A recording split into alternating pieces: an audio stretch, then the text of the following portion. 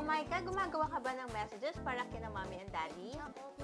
Kaya gagawa tayo ng personalized notepad na gawa sa animal designs. Ihanda ang mga materyales na gagamitin.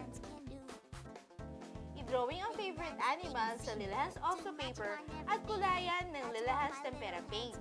Lagyan ng outline gamit ang Lotus Permanent Marker. Gupitin ng animal, i-fold ang Crayola construction paper, idikit ang animal design at gupitin ng may allowance. Pagsamahin ng 15 pieces na Amspec Intermediate pad at i-trace ang cover na ginawa, then gupitin. Mag-mix ng gold metal white glue sa konting water at i-brush sa ibabaw ng design.